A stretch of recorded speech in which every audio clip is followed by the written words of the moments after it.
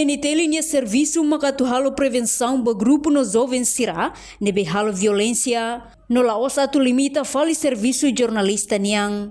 Assunto ne hato husi presidente República José Ramos Horta ba jornalista sira ia Palácio Presidencial baru pite dili sexta-feira loro nem fulan setembro tina rion rua Ronolo Racing hat Horta hato assunto ne liga ho jornalista na rua nebe polícia detém ne banhira halo hela serviço jornalístico niang ia terreno foi lalais ne.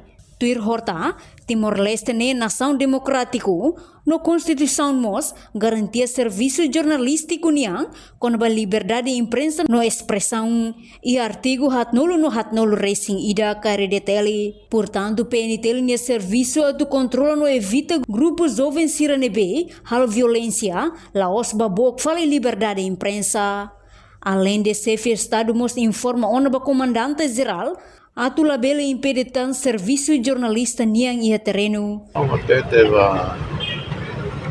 pente agora time polícia e a raida democrática. Time nia serviço evita quem será grupo jovem será berrada violência. Time nia serviço no catu o fazem a liberdade imprensa jornalista. A vida que era do senhor comandante geral. Aula foi Ronatan, polícia, o liberdade, polícia, sira, e amo paparazzi, que lá foi a requila barbara. Foi ainda dar secretário de Almai, a fora, a militar, logo que da metralhadora faturou, nessa Timor, nessa falei que Afeganistão, que é saída. Mas não gosta de tudo, a minha segurança, a minha quilha. Militar não é militar, polícia não é polícia, não tem. Ao que na Roma levou a visita com o governador da Califórnia, Jerry Brown, aí nenhuma.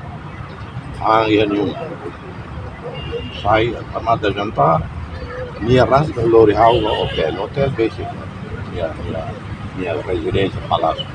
Ao fora, e sai mesa. Lori ao mesmo, lá é segurança. E depois me russo ao hotel, e lá o que ele vai ganhar palácio. Segurança zero. Timor, vai para a África, para tudo a quila de né, quila de né. É tudo imagem a dia para. Reportagem Sabina Sansa, Televisão Timor-Post. Janela informação ba emogoto. Atau tem informação atual dia Clio. Kita haluha, hane botão subscribe, like, halo comentário no Fahia Tutang ba media sosial hotu.